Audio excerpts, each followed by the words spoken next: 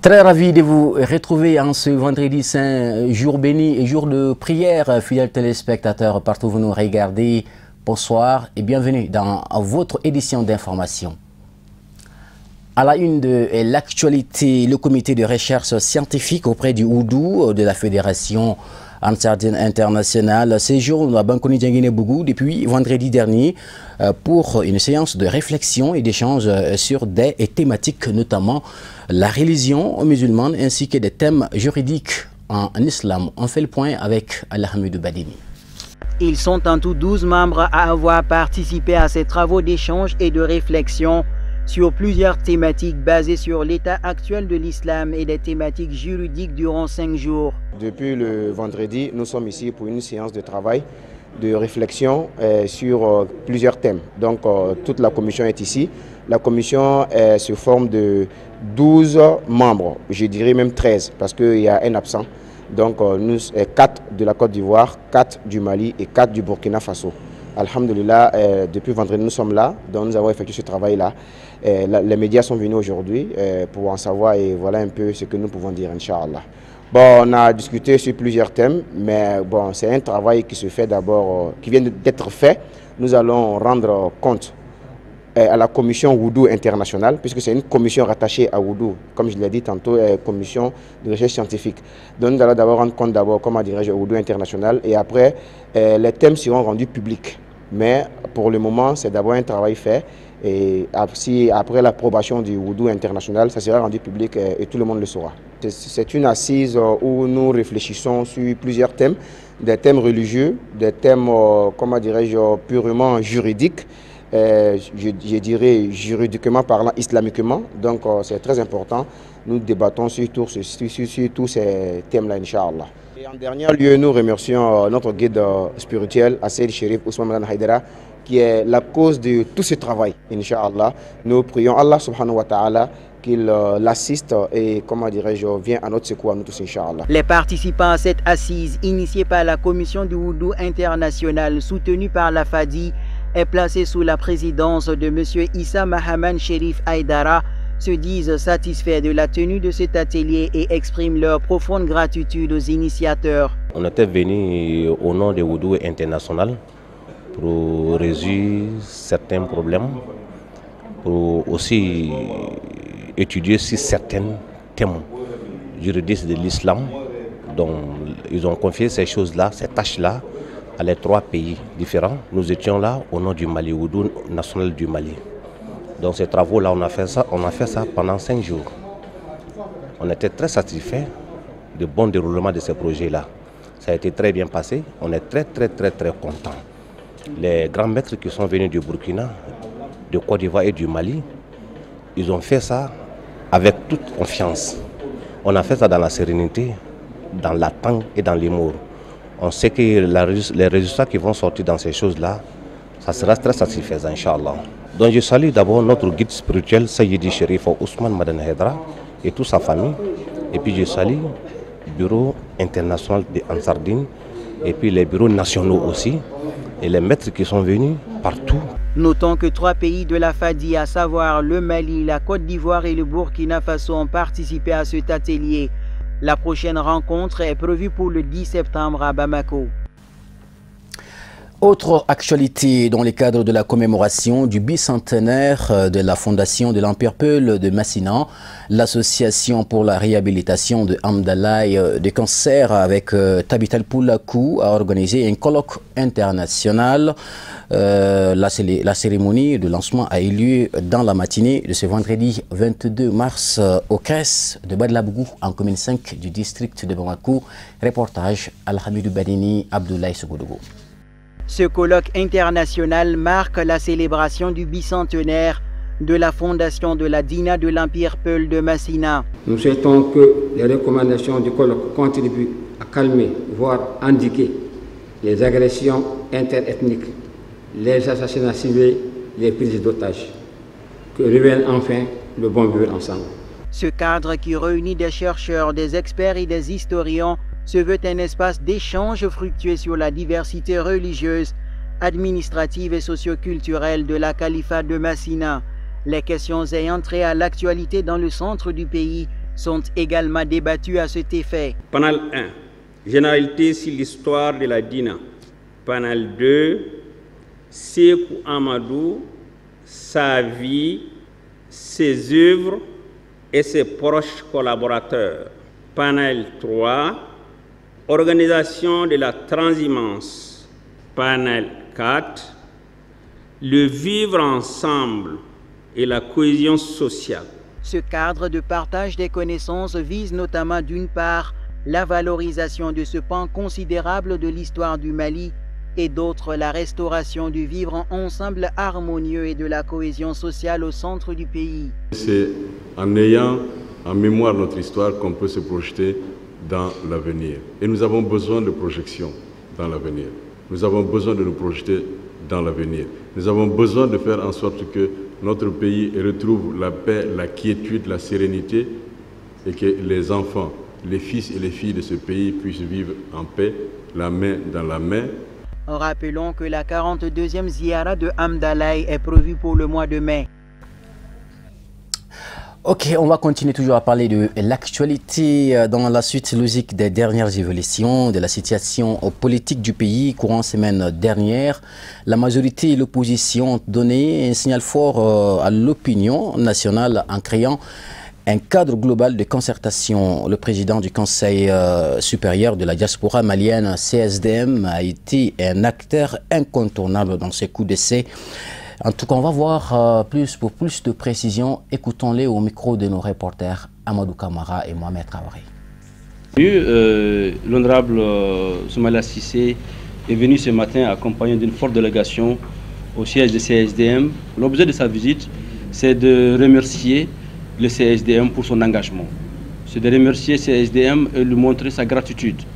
On a été très présents pendant la période qui a suivi les élections. Nous avons appelé à repousser les législatives, et non seulement pour permettre aux partis politiques de s'asseoir et se parler, mais nous visions aussi en demandant le report qu'on ait des députés à l'Assemblée nationale et des sénateurs si le Sénat est retenu dans la nouvelle constitution. Nous voulons avoir des droits constitutionnels pour avoir des députés à l'Assemblée nationale. Alors j'ai eu à jouer un rôle au nom de l'ensemble du bureau exécutif et des membres de CSDM à travers le monde et pour rapprocher les positions. C'est un problème qui est là, qui est connu de tout le monde. Il a contesté les résultats, il a contesté le résultat et il fallait qu'il se parle. Donc nous avons eu le courage d'aller le voir. Il nous a accueillis, il nous a reçus. Et il a accepté de nous écouter. J'avoue que le début, c'était très difficile. C'était pratiquement, voilà, qu'est-ce que tu viens nous dire là? Mais quand je lui dis, mais vous avez dit que vous mettez le Mali au-dessus de tout. Nous sommes venus pour le Mali. Il a tout de suite changé. J'ai vu en lui un homme qui a un amour profond pour le Mali. Donc nous, la diaspora, on n'acceptera pas que vous, le pouvoir et l'opposition, nous prennent en otage. Il faut que vous parlez. C'est nos droits, on l'exige. Ils ont souri, ils disent bon, on verra. Mais ce qui a suivi, il y a beaucoup d'autres personnes dont je tais les noms ici, qui ont travaillé nuit et jour pour que cela puisse aboutir. C'est une organisation sérieuse. C'est une organisation de vertu. C'est une organisation qui dit la vérité. Mais c'est une organisation jeune qui a su grandir très vite. Et je crois que si nous avons tant d'organisations de ce type, je crois que nous irons de l'avant. Parce que la diaspora occupe une place de choix dans notre pays. Qu'on l'accepte, qu'on ne l'accepte pas, elle fait vivre beaucoup de familles, elle apporte énormément à notre économie et je crois qu'elle fait partie des couches qui soudent notre nation, qui permet d'éviter des déchirures très profondes.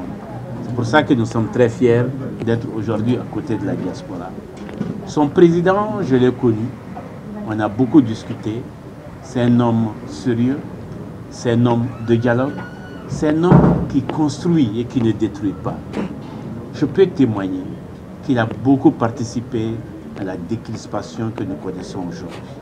Par sa persévérance, il ne comptait pas son temps, surtout il ne comptait même pas l'heure à laquelle il pouvait venir chez moi, parfois à minuit, parfois à 1 h du matin, toujours le Mali au cœur pour que nous puissions nous en sortir.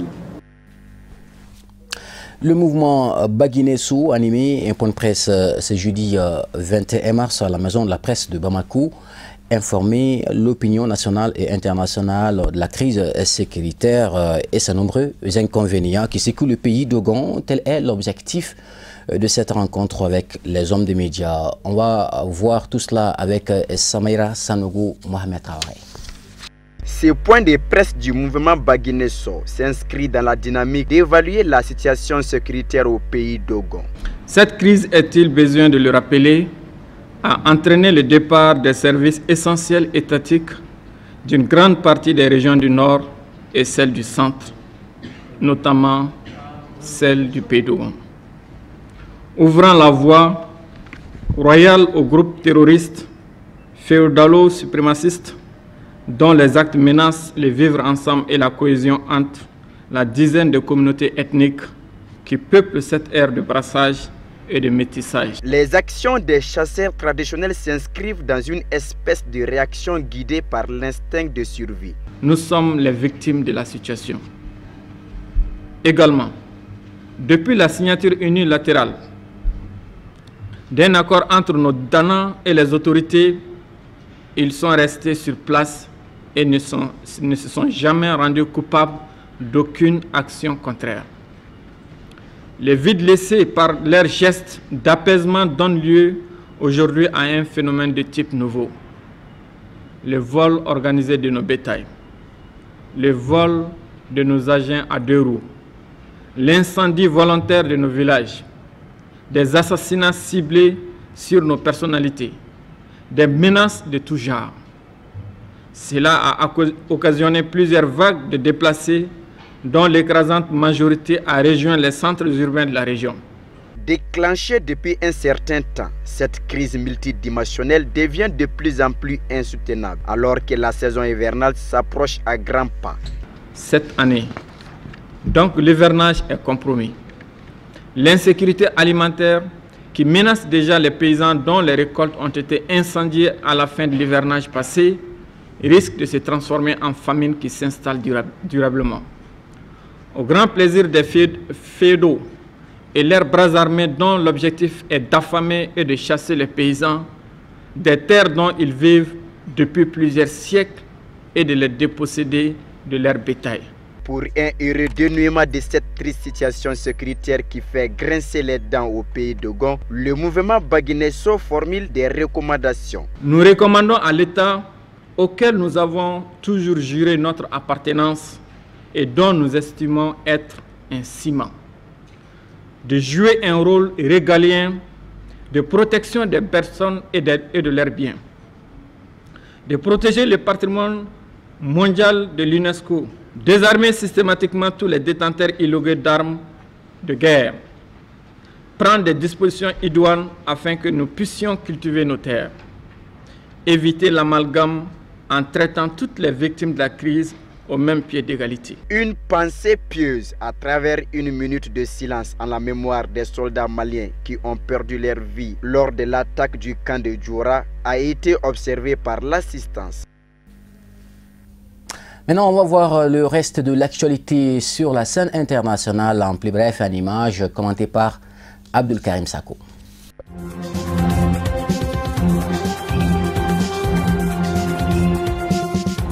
Le président gabonais doit officiellement rentrer au Gabon le 23 mars, 5 mois après son hospitalisation à Riyad, selon le porte-parole de la présidence gabonaise. Ce retour marque la fin d'une convalescence que le président gabonais poursuivait à Rabat depuis fin novembre. Le retour d'Ali Bongo Ondimba devrait coïncider avec la rentrée prochaine de la Cour constitutionnelle qui avait été initialement prévue pour janvier avant d'être repoussée dans l'attente du retour du chef de l'État. La Cour constitutionnelle a été fortement décriée par l'opposition en l'absence d'Ali Bongo Ondimba. La modification d'un article mi-novembre pour autoriser la tenue des conseils des ministres sous la direction du vice-président avait provoqué une levée de boucliers des opposants.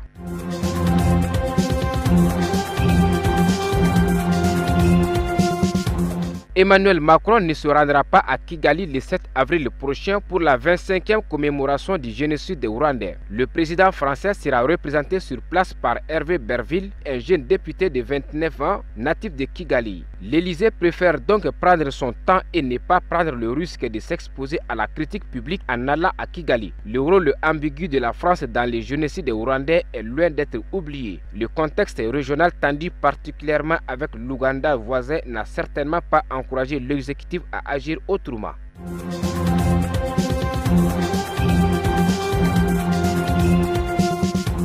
Réunis en plénière le 21 mars, les députés béninois devront examiner les propositions retenues par le comité paritaire pour sortir de l'impasse et parvenir à des élections législatives inclusives telles que souhaitées par Patrice Talon le 6 mars dernier. Réviser la constitution dans le contexte actuel ne semble pourtant pas être accueilli favorablement par une partie de l'opinion publique et de la classe politique.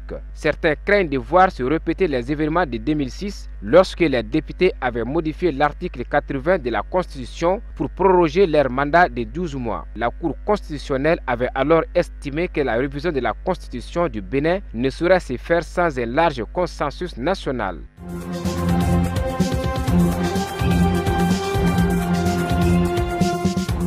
Une semaine après le passage du cyclone Idai et les intempéries qui ont suivi, les secouristes sont toujours à pied d'œuvre au Mozambique, au Zimbabwe et au Malawi. Plus les jours passent, plus les bilans s'alourdissent. Le pays le plus durement frappé, c'est le Mozambique, avec désormais 242 décès enregistrés. L'est du Zimbabwe a également été lourdement touché. Le président Emerson Mnangagwa s'est rendu sur place. Il dit y avoir vu un désespoir total. De retour à Harare jeudi soir, il a décrété un deuil national de 2 jours. Quant au Malawi, le gouvernement y a recensé 56 décès.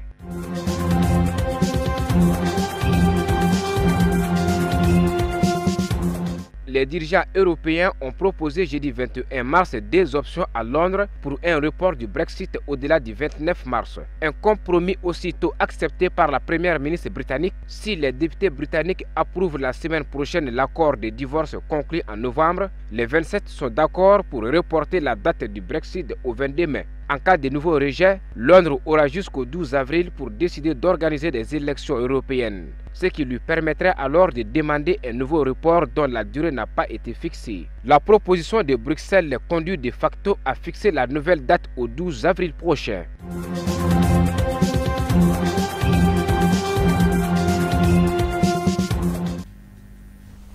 Et puis l'actualité des sports, avant de boucler votre journal, le football, dans le cadre de la 6e et dernière journée des phases éliminatoires de la Coupe d'Afrique des Nations de football CAN Égypte 2019. Les Aigles du Mali sont en préparation au centre sportif d'élite Ousmane Traoré. Au centre sportif d'élite Ousmane Traoré de Kabrala, afin de mieux aborder le match contre le Soudan du Sud. C'est samedi 23 mars, c'est celui de la rencontre amicale contre les Lions de la Teranga prévue le mardi. Pour le mardi 26 mars à Thiès, c'est au Sénégal. Compte rendu signé Issouf Koulibaly. En regroupement depuis le début de la semaine à Kabbalah, le sélectionneur national Mohamed Magasuba et ses hommes se préparent activement afin de remporter leur dernier match à domicile. Pour cette rencontre, le sélectionneur avait convoqué 25 joueurs. Cependant, 2 ont signé forfait. Il s'agit de Diadje Samasekou et du défenseur Hamari Traoré pour cause de blessure.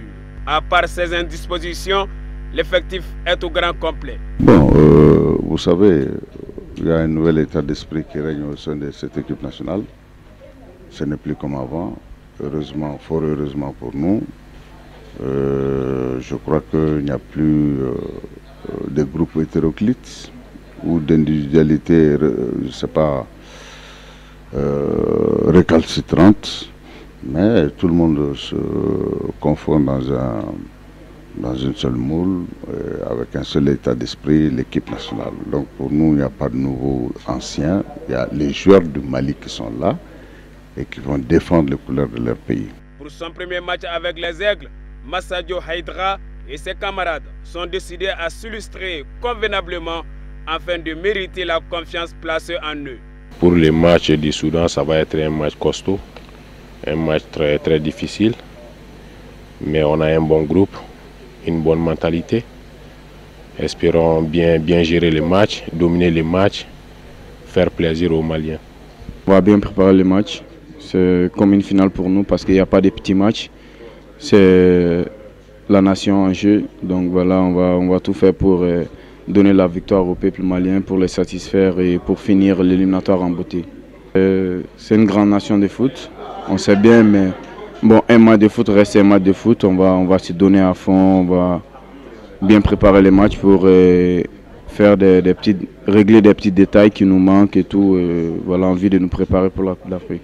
Je pense qu'on a un état d'esprit qui est bon déjà. Donc on va préparer tous ces matchs comme on prépare les autres matchs. Donc j'espère que, Inch'Allah, tout va bien se passer. Il n'y a pas un match à négliger pour nous. Là, on n'a même pas en tête pour dire on est qualifié. Bon, la qualification, c'est normal pour une nation de se qualifier pour la CAN, que ce soit comme ce soit la Coupe du Monde. Donc maintenant, l'objectif, c'est quoi? C'est de bien se préparer maintenant et d'aller faire des bonnes prestations à la CAN. Et que le bon Dieu facilite la CAN pour nous. Et on puisse ramener la Coupe au pays. Si le Sénégal a demandé ce match, ils connaissent les qualités du Mali. Donc nous aussi pareillement. Donc je pense que ça serait un très bon match. Donc j'espère aussi, Inch'Allah, on va aller là-bas pour montrer de quoi on est capable sur le terrain et de pouvoir faire un très bon match. Aigle du Mali, Soudan du Sud. C'est pour le samedi 23 mars 2019 à partir de 19 h au stade du 26 mars de Yirimadio. 3 jours plus tard, c'est-à-dire le mardi 26 mars, les nôtres seront en déplacement pour affronter les Lions de la Teranga du Sénégal dans le cadre d'un match amical. Bien, c'est ainsi que se termine votre journal de ce jour. Merci à vous de l'avoir suivi. Le journal en langue nationale Bamanankan vous sera présenté aujourd'hui par Mamadou Ben Cherif Soumano. Quant à moi, je vous retrouve demain avec le même plaisir pour d'autres actualités sur le plan national et international. À très bientôt.